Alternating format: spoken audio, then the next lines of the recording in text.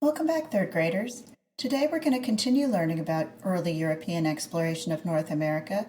This time we're going to be talking about Francisco Vázquez de Coronado. For today's learning targets, you will be able to identify motivating factors that led to the exploration of the Americas in different expeditions, explain the significance of Francisco Vázquez de Coronado in the early Spanish exploration of the Americas, and describe the encounters between early explorers and Native Americans. Before we get started, let's look at our new vocabulary. The first word is blazed, marked or shown by marking a path or route. For example, the Boy Scout troops blazed a trail through the woods. The next word is convert, to change from one form to another, or to change from one religion to another. For example, Mai learned in science how to convert miles to kilometers. Investigative, relating to an investigation or search for information. For example, when Jacob's dog disappeared, he organized his friends into an investigative group to help solve the mystery and find his dog. Massive, very large, having a lot of mass. For example, the Great Wall of China is so massive that it can be seen from space. Roamed, wandered in different places, often without a purpose or a plan. For example, the woolly mammoths roamed North America in prehistoric times. Stunned, very surprised or shocked, can sometimes mean upset.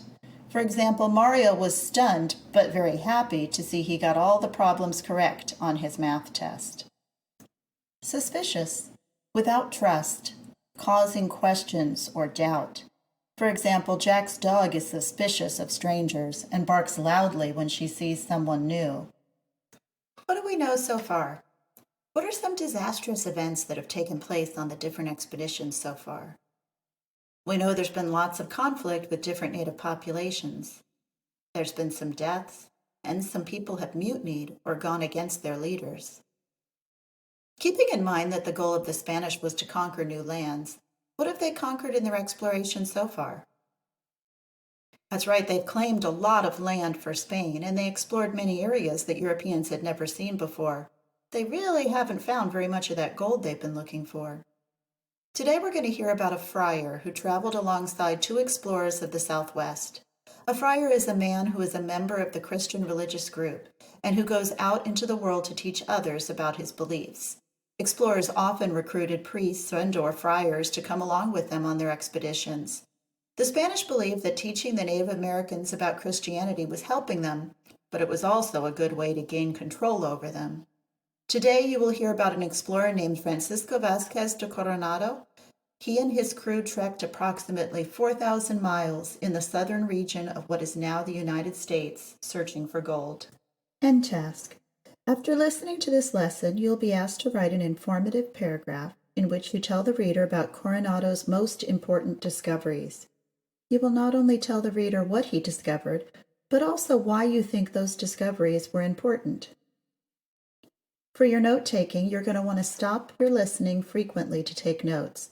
Set up a note paper now with the columns and categories that are below. On the top, you can write down the motivating factors. What was he looking for? Then, have an area or column where you list his different discoveries, and next to them, write down why you think that was an important discovery. Our purpose for listening. Today you're going to listen carefully to find out why Francisco Vázquez de Coronado may have thought there was gold in the southwest region of North America. Make predictions about whether or not he'll find his gold on the expedition and support your predictions with reasons. One day in 1536, Don Antonio de Mendoza, Viceroy of New Spain, sat in his office in Mexico City listening to a fellow Spaniard, Alvar Núñez Cabeza de Vaca, tell an astonishing tale. Cabeza de Vaca told Mendoza of his experiences on the disastrous Narvaez expedition. Mendoza was fascinated by this amazing tale of adventure and survival in foreign lands. But the part of the story that interested Mendoza the most was the report Cabeza de Vaca gave concerning golden cities. While they were living with the Native Americans, Cabeza de Vaca had heard much talk about a land to the north of them, a land that was rich in gold. This land was called the Seven Cities of Cibola. It was believed that Cibola was a region to the north containing 7 wealthy cities, each one bursting with gold. Mendoza was excited by this report and was eager to find this gold. Mendoza decided to find the 7 cities of Cibola. He recruited a French priest named Friar Marcos. In addition, a man named Esteban, and a slave who had traveled with Cabeza de Vaca and who, along with de Vaca, survived the Narvaez expedition, was recruited to go along as a guide and translator on their investigative travels north. Esteban was a Moor who had been relocated to Spain as a slave. By the time Mendoza recruited him for the expedition to find the 7 cities of Cibola, he had become a very experienced explorer. Esteban had come in contact with different Native American groups on his travels and had learned a few things about their ways of life. In the spring of 1539, these 2 men, along with a group of Native Americans, set off to the north. They walked along trails that had been blazed or previously marked by Indian traders.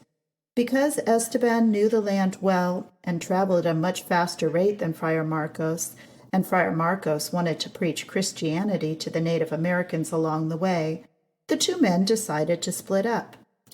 Together they came up with a way for Esteban to get messages to Friar Marcos.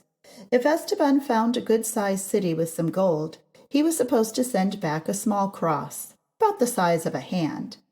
If he found a big city with a lot of gold, he was supposed to send back a large cross, about the size of an arm. If he found a huge city and a very large amount of gold, he was supposed to send back an even larger cross. After spending a few days scouting the area, Esteban sent Friar Marcos a cross the size of a man, indicating that Esteban either knew or suspected the existence of large cities with great quantities of gold. Friar Marcos was stunned, or very surprised, as he continued to follow Esteban's path.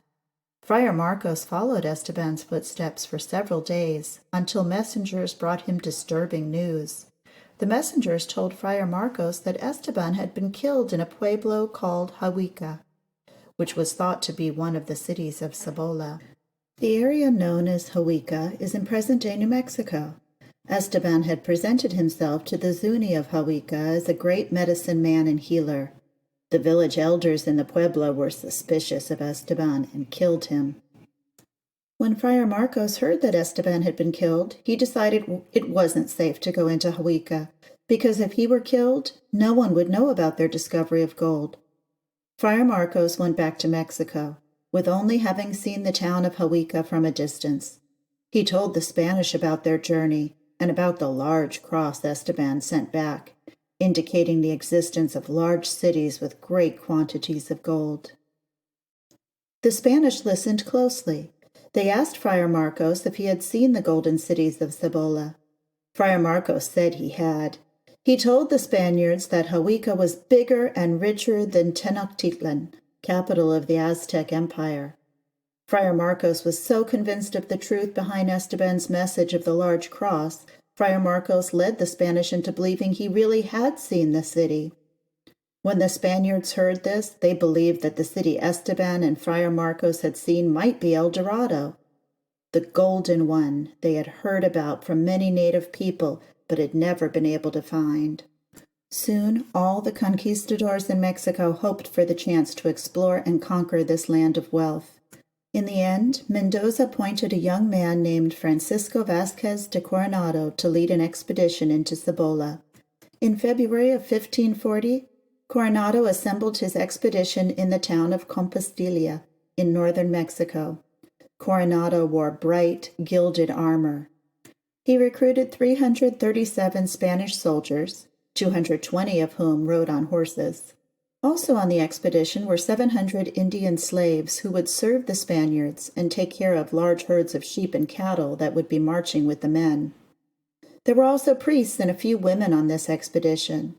One of the priests was Friar Marcos. Everyone was excited about getting rich from the gold they would find in Cibola. Coronado and his men marched north through the hot, dry lands of northern Mexico, covering 10 to 15 miles a day. When they came to rivers, they built makeshift rafts and used them to ferry themselves and their animals across. They saw some small pueblos, but seeing that the Native Americans had no gold, Coronado and his men pressed on, crossing brush and desert and entering into what is now the United States. Friar Marcos and the Indian guides led Coronado to the pueblo of Hawica, where Esteban had met his end. As Coronado and his men approached, the Zuni came out to meet them. They were carrying weapons and rocks, and they drew a line on the ground by sprinkling cornmeal as a way of telling the Spaniards they were not to come any further. They were resolved, or determined, to protect their town. One of the Spanish priests came forward and began reading a long statement while an interpreter tried to translate the message to the Zuni. It said that the Indians were expected to convert or change from their religion to Christianity and to accept the King of Spain as their king. If they didn't agree to do so, then the Spanish would attack them. The Native Americans listened for a while, but then began shooting arrows and tossing stones. Coronado and his men charged. The Zuni men ran back to their pueblos. They fired arrows and threw rocks from the top of their pueblos built on hills and cliff sides for protection. Coronado was hit by a big rock. Then a second rock struck his helmet and knocked him off his horse. He lay on the ground unconscious while his men carried on the battle. Coronado's men did, in the end, win the battle.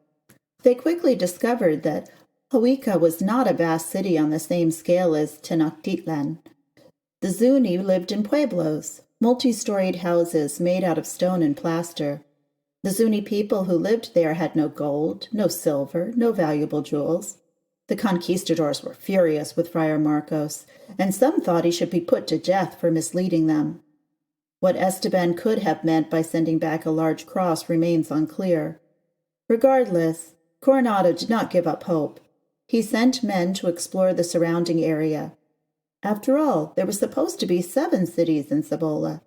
He hoped that some of the other cities would have more gold than Hawica. Okay, third graders, get ready to listen for important things Coronado discovered. Feel free to pause the video so you can take notes.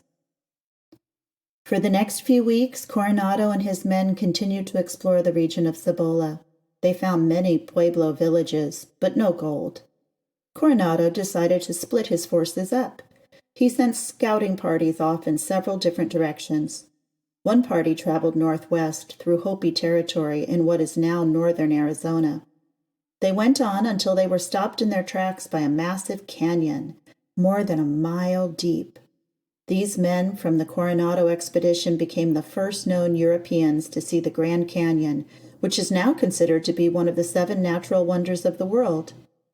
Another party traveled southwest along the Colorado River, several hundred miles downstream from the Grand Canyon. Today, this section of the river forms the border between California and Arizona. A third party headed east from Cibola through eastern New Mexico. They visited the Acoma Pueblo, a pueblo that can still be visited today near present-day Albuquerque, New Mexico. This party crossed the Rio Grande, a large river that runs south through New Mexico and forms part of the present-day border between the United States and Mexico. They passed north through the land of the 12 Rio Grande Pueblos, an area by the Rio Grande River occupied by Native Americans, who the Spanish called the Tihuesh Indians. There they observed the Great Plains, where great herds of buffaloes roamed or wandered. The Spanish were fascinated by the shaggy buffalo. At first they found it a difficult animal to hunt. In time, however, they learned to hunt the animal with spears as the Native Americans did. While the Spanish were on the plains admiring the buffalo, one of their native guides told them of a place far to the east called Quivira, a wealthy city. Hearing this, Coronado decided to march east, hoping to find Quivira and the gold he had missed in Cibola. In their search for the 7 cities of Cibola, the Spaniards treated the natives they encountered horribly, killing many of them. Coronado and his men crossed into Texas, then onto the Great Plains, where tens of thousands of buffaloes grazed around them. During their journey, they met the Querachos, nomadic natives of the Great Plains who lived by following the buffalo herds. These Native Americans of the Great Plains were hunters of the buffalo. They used the meat of the buffalo for food, in addition to the plants they gathered. They used the skins to make clothing and shoes. They used the bones of the buffalo, as well as stones, to make tools. They burned buffalo dung, or manure, for fuel. Coronado and his men learned a lot about the Quiranchos' way of life, including the fact that they had no gold. Coronado and his men decided to move on, making their way through parts of Texas, Oklahoma, and Kansas. Finally, Coronado and his men reached Quivira. Instead of a wealthy city, they found a few villages and some grass huts. There was no gold whatsoever. He and his men decided to spend the winter near Quivira before beginning the long journey back to Mexico. Coronado and his men, who had ridden forth on this expedition so confidently in the high hopes of finding gold, had no success in finding wealth. He and his men limped back southward to Mexico with no gold. In fact, Coronado had lost a large sum of money that he had invested in the expedition. Look back over your notes. Did you find some interesting things that Coronado and his expedition discovered? Some places they saw that no other Europeans had ever seen? Some animals that they encountered? What about any new interesting groups of people that they learned from? Did they find any gold? Okay, now it's time to get ready to do your writing.